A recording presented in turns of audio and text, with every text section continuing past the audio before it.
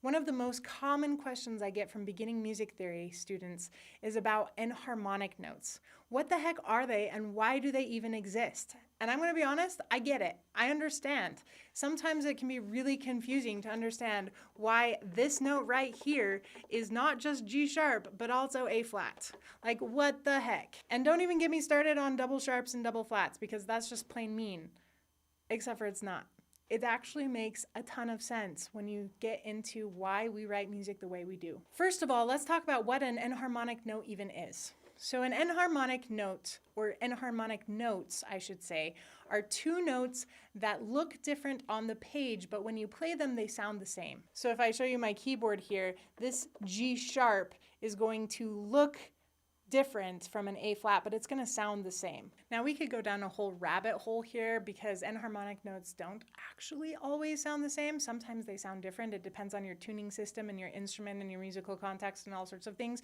But for right now, for most music that we encounter, they're going to sound the same.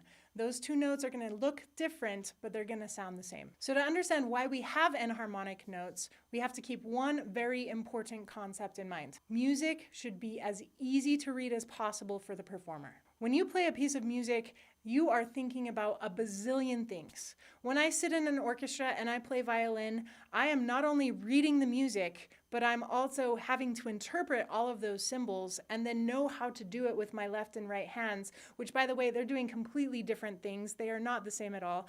And I have to be watching the conductor to make sure that I'm playing all of this at the right time. And I need to be listening to the people around me and watching them and making sure I'm in the right part of my bow compared to what my neighbor's doing or the person in front of me.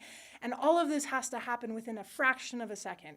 Music is incredible, and our brains are incredible that we can even do it. Now, a smart composer knows that this is hard. They know that you're thinking about a bazillion things, and they want to make sure that you play their music correctly the first time and that you don't make mistakes. And so a smart composer is going to write the music out so that it's as simple and easy to read as is humanly possible. Now, at first glance, enharmonic notes might seem to make it more difficult, and in some cases it actually does, but if you use enharmonic notes right, it actually makes it a lot easier. So how do we make music easier to read? Well, one way is to use the fewest number of symbols possible, to reduce all the black ink on the page as much as possible, so that you only have to interpret the most important things. Let's use a scale as an example here. Let's say I'm playing in a key of A major. Now, an A major scale has 3 sharps, and I can write that all out.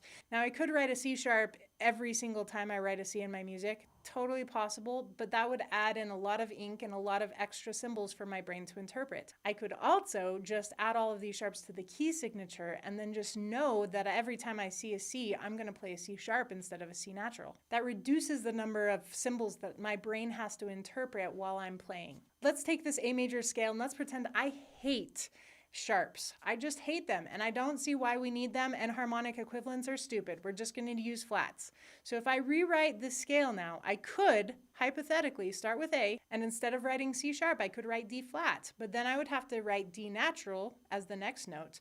And when I get to F sharp, instead of writing F sharp, I would write G flat, and that's possible. I could do that, but then when I get to G sharp, I would have to write A flat, and then I'd have to write A natural. And so I would end up with all of these doubled notes that are flats and then naturals. Well, when I write out a piece of music, that's going to give me a whole lot of extra symbols to read. I'm going to be far more likely to mess up one of those notes somewhere. So C sharp makes a lot of sense in A major, but if I were to write a song in A flat major, C sharp no longer makes sense. It makes a lot more sense to use D flat. So even though C sharp and D flat are the same notes, it makes it much easier for the performer to see either a D flat or a C sharp, depending on what the key is and how things are written out in the music. Okay, you say, that makes sense, but what about double sharps or double flats? Now, if you've never heard of double sharps or double flats, don't worry, this is not a common thing. You're not going to see a ton of double sharps or double flats in your music. It does happen. It happens enough that I think it's worth talking about, but it doesn't happen a lot. So what is a double sharp or a double flat? Well, let's start with sharps and flats. A sharp raises a note 1/2 step, and a flat lowers a note 1/2 step. So a double sharp would raise the note 2 half steps or a whole step, and a double flat would lower a note a whole step or 2 half steps? Is there ever a situation where it's actually simpler to write a double sharp than it is to just write the normal note? And the answer is yes. Actually, it is. There are some situations where it is simpler to write an F double sharp than it would be to just write a G.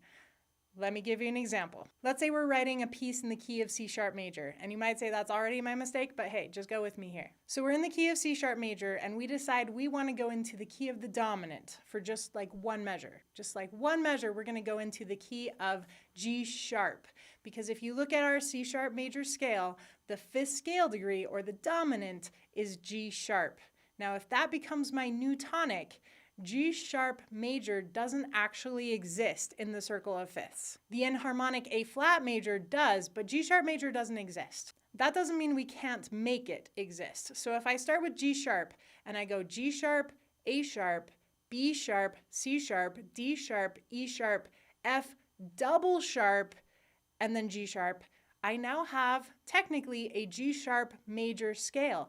Now, does it have all the same notes as A flat major? Yes, it does. It totally does. But written on the page, it's written as a G sharp major scale. Now, you might be thinking, why would I do that? Why would I write out a G sharp major scale when I can just use A flat? Well, let's take a look at what key we came from. We started with C sharp major. C sharp major has 7 sharps. Now, if you compare that with G sharp major, all of the notes are the same except for the 1 F double sharp. That's the only note that's different. So if I'm only going to go into this key for one measure, I would only have to change the one note from an F sharp to an F double sharp. The rest of the notes could stay the same. If I were to change into the key of A flat major, I would have to change all of the notes. A flat major and C sharp major do not share any of the same notes, none at all. And so I would have to totally rewrite every single note in this measure with some sort of accidental to make this work. So in this case, it would actually be a lot easier to read the enharmonic F sharp than it would be to read the key of A flat major. If you take a look at these side by side, which one would you rather read? I can tell you from experience, people are going to be far more likely to read the one where you only have to read the one double F sharp instead of changing to all the flats. If this video has been interesting to you, I hope you'll check out my other videos because I have tons of other things on the circle of fifths, on key signatures, on building scales, and lots more is coming. If you want to be in on it, please subscribe for more music theory pro tips.